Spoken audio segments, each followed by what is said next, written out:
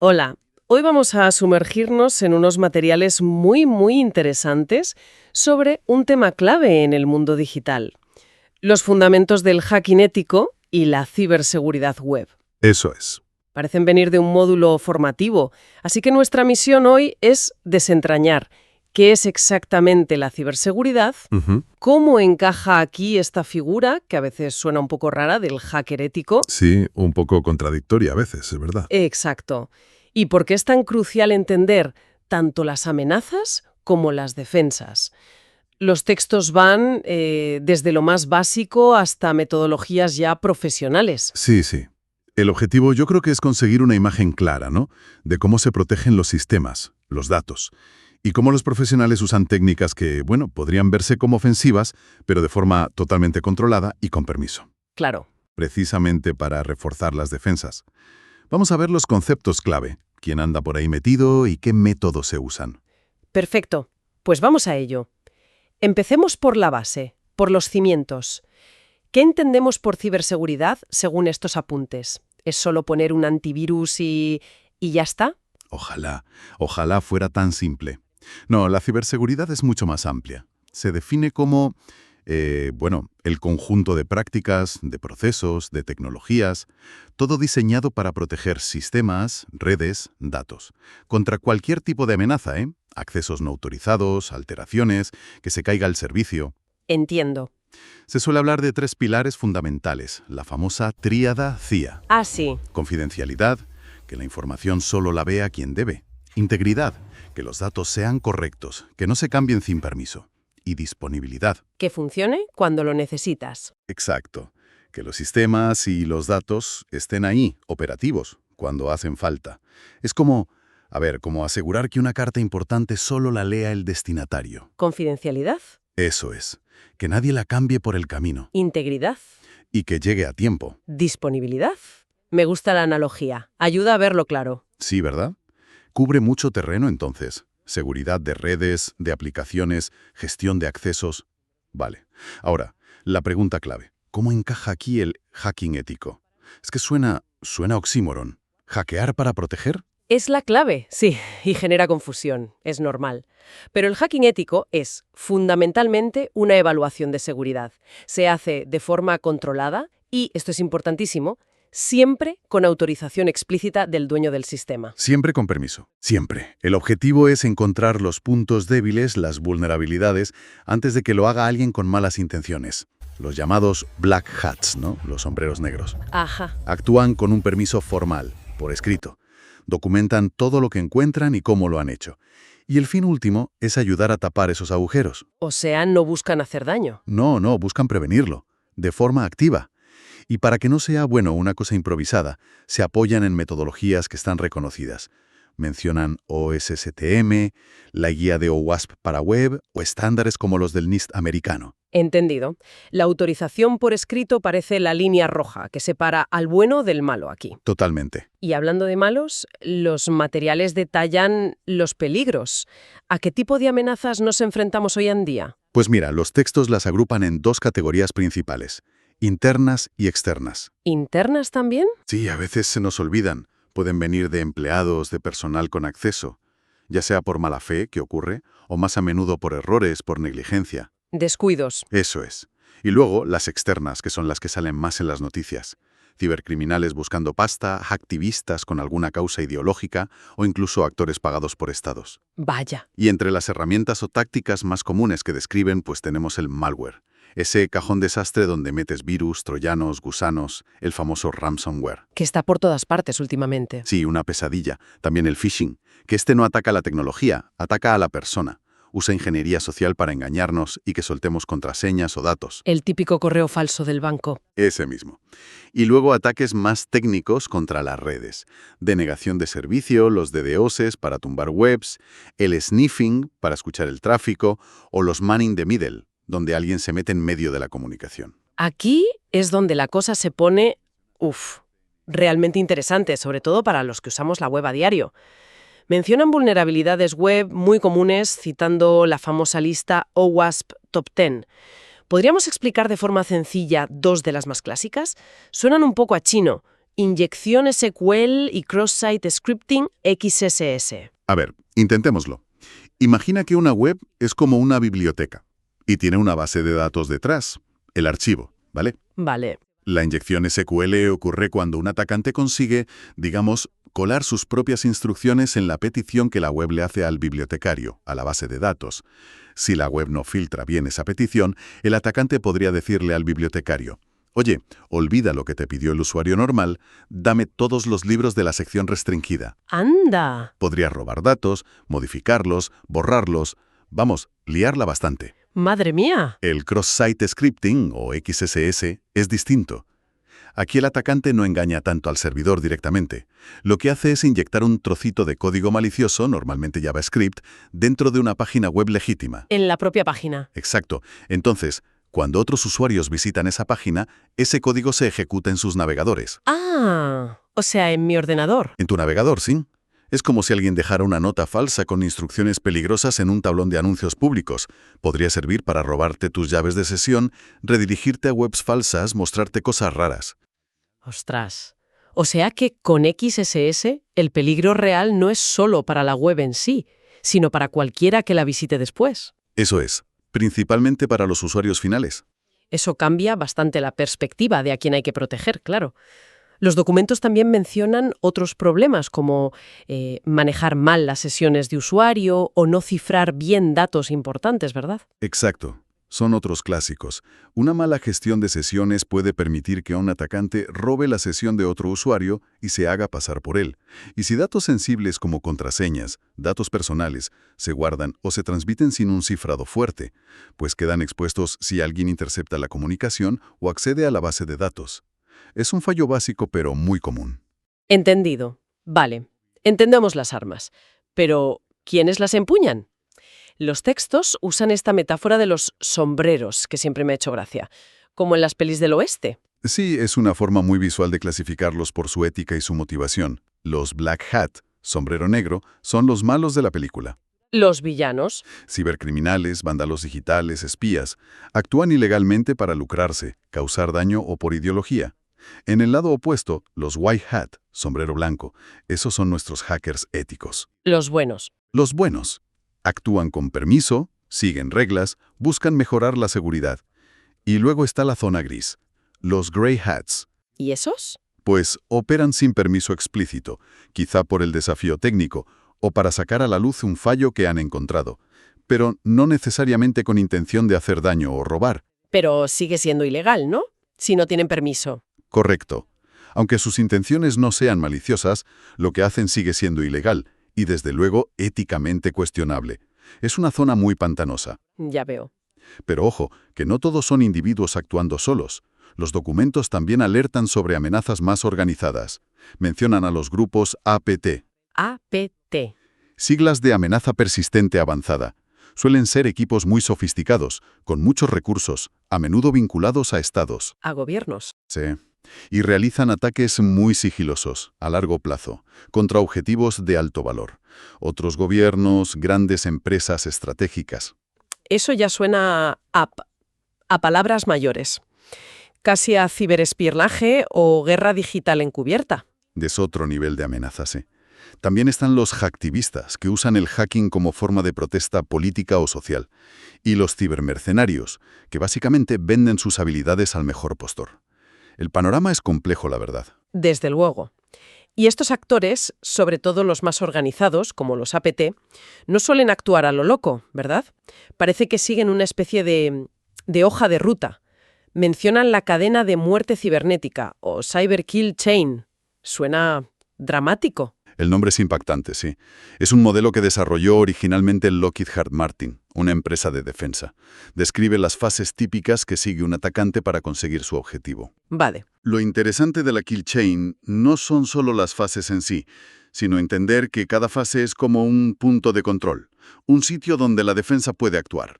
No es un todo o nada. Si interrumpes cualquier eslabón, puedes parar el ataque. Ah, eso es importante. ¿Y cuáles son esas fases? Pues suelen describirse así. 1. Reconocimiento. Investigar al objetivo. Buscar información. 2. Armamento. Preparar la herramienta de ataque, el arma. 3. Entrega. hacer llegar ese arma al objetivo, por ejemplo en un email con un adjunto malicioso. El phishing que decíamos antes. Exacto. 4. Explotación. Aprovechar la vulnerabilidad para entrar. 5. Instalación. Asegurar que se quedan dentro, que el malware persista. 6. Comando y control, o C2. Establecer comunicación con el servidor del atacante para recibir órdenes. Y 7. Acción sobre los objetivos. Robar datos, cifrar archivos para un ransomware, sabotear. Entendido. Entonces, cada paso es una oportunidad para el defensor. Vale, pero ¿qué pasa cuando el atacante consigue completar esa cadena? ¿Cuáles son las consecuencias reales para una organización? Más allá del susto técnico, digo. Las consecuencias pueden ser brutales, ¿eh? Y en múltiples frentes, como bien señalan estos materiales. Primero, el impacto económico directo. Costes de recuperación, que pueden ser altísimos, si es ransomware, el posible pago del rescate, pérdida de negocio porque estás parado, posibles multas. Claro. Luego, el impacto reputacional. La confianza de clientes, de socios, de inversores, se pierde. Y eso cuesta muchísimo recuperarlo si es que se recupera. La imagen de la empresa queda tocada. Muy tocada. Tercero, el impacto legal. Sobre todo con leyes como el RGPD en Europa, que imponen sanciones muy duras si no has protegido bien los datos personales. Y por supuesto, el impacto operacional. Servicios caídos, datos perdidos o corruptos, la infraestructura dañada. Puede paralizar una empresa.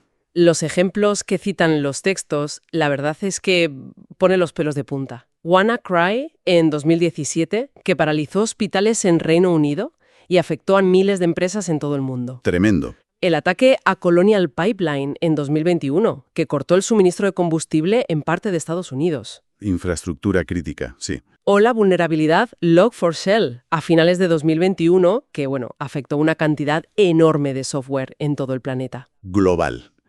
Esos casos demuestran perfectamente que un fallo técnico o una vulnerabilidad en una pieza de software puede desencadenar una crisis a gran escala, con consecuencias muy reales y tangibles para la sociedad, para la economía. No son solo problemas de informáticos, ni mucho menos. Totalmente de acuerdo. Es algo que nos afecta a todos. Centrémonos ahora un poco en los white hats, en los hackers éticos. ¿Qué hacen exactamente en su día a día? Los documentos describen como distintos perfiles. Sí, no todos los hackers éticos hacen exactamente lo mismo. El rol quizá más conocido es el de Penetration Tester o Pen Tester. Su misión es simular ataques reales, buscar activamente vulnerabilidades que se puedan explotar en sistemas, en aplicaciones, siempre dentro de los límites que se han acordado, claro. El scope que decías antes. Eso es.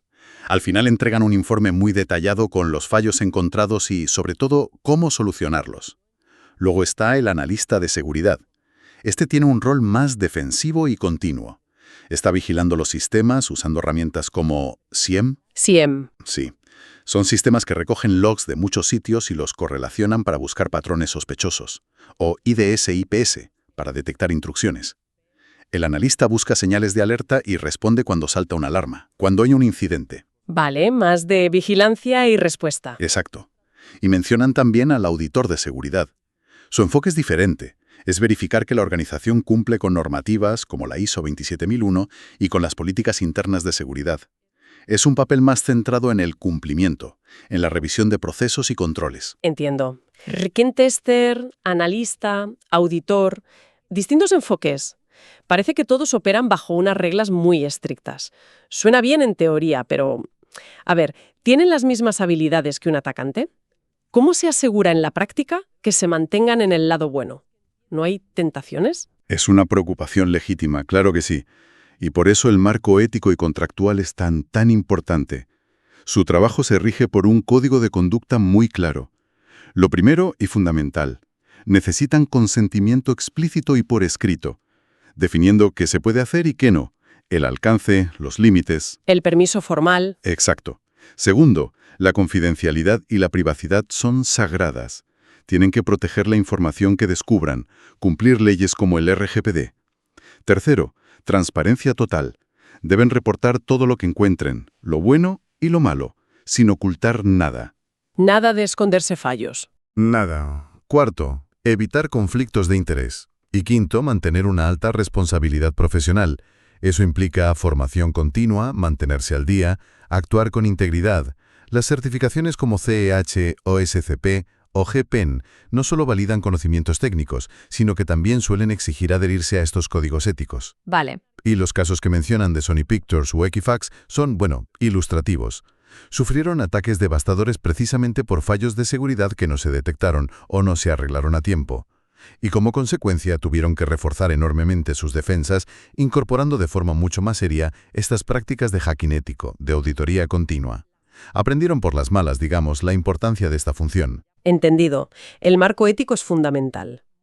Y en la práctica, ¿cómo se desarrolla una de esas pruebas de hacking ético? Un pentest, como lo llaman. Los textos hablan de unas 5 fases operativas. ¿Cómo va eso? Describen un ciclo bastante estándar, ¿sí? La primera fase es el reconocimiento. Aquí se trata de recopilar toda la información posible sobre el objetivo, inicialmente de forma pasiva, sin tocar nada del objetivo, usando fuentes abiertas, Google, redes sociales, registros públicos, lo que se llama OSINT. Investigar. Eso es, investigar. A veces se complementa con un reconocimiento un poco más activo, como un escaneo básico de puertos con herramientas tipo Nmap para ver qué servicios tiene expuestos el objetivo. Pero sin atacar todavía. Solo mirar qué hay. Exacto. La segunda fase es la enumeración. Con la información inicial se intenta detallar más, qué versiones de software corren, qué usuarios existen en el sistema, qué carpetas hay en el servidor web que no se ven a simple vista. Se usan herramientas más específicas para sacar esta información. Más detalle. Más detalle, sí. La tercera fase es la explotación. Aquí es donde ya se intenta activamente romper algo, aprovechar una vulnerabilidad que se ha detectado para ganar acceso al sistema. La parte de hackear propiamente dicha. Sí, aquí es donde se usan herramientas como el framework Metasploit, que es como una navaja suiza llena de exploits, de códigos de ataque, o herramientas específicas para web como Burp Suite para manipular las peticiones del navegador. ¿Vale? La cuarta fase es la post-explotación. Una vez que has entrado, el trabajo no acaba. Se intenta ver hasta dónde puedes llegar.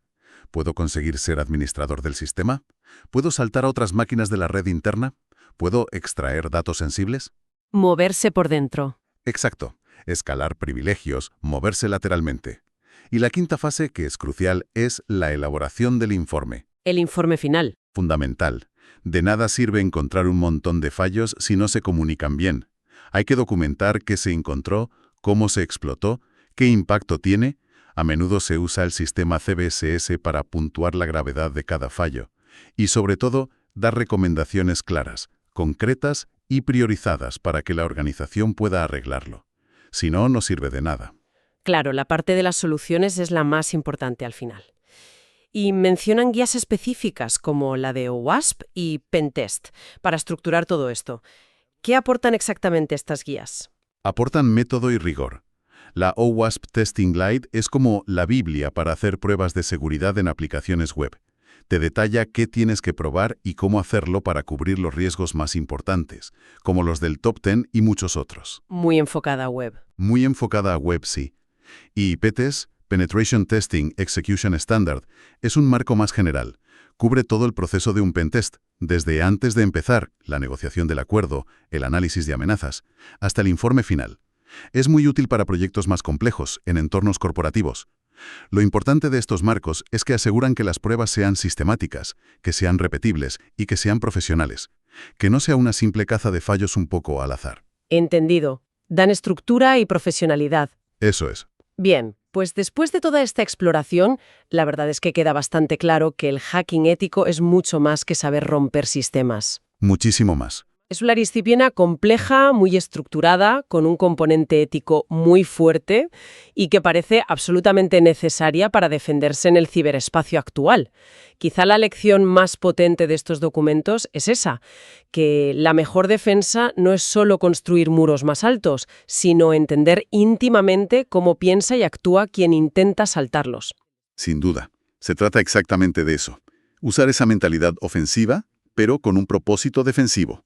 Y siempre, bajo un paraguas legal y ético muy claro. Los distintos roles que hemos visto, las metodologías estandarizadas, los códigos de conducta, todo eso es lo que le da la profesionalidad y la fiabilidad que necesita esta práctica. Es una pieza clave en la estrategia de seguridad de cualquier organización seria hoy en día. No es opcional. Totalmente. Y bueno, para terminar, una reflexión que me surge a partir de todo esto que hemos hablado. Vivimos en un mundo donde las ciberamenazas evolucionan a una velocidad, vertiginosa. Constante. Y al mismo tiempo, estos profesionales del hacking ético caminan por una línea ética que a veces parece delicada, ¿no?, al simular ataques reales. Sí, es una línea fina. La pregunta que me queda es cómo deberían adaptarse la formación que reciben estos profesionales y los marcos legales que regulan su actividad en los próximos años, para asegurar que el hacking ético siga siendo una herramienta potente y, sobre todo, utilizada de forma responsable para proteger nuestro mundo digital. Es una pregunta muy pertinente. Ahí queda la cuestión, para seguir reflexionando.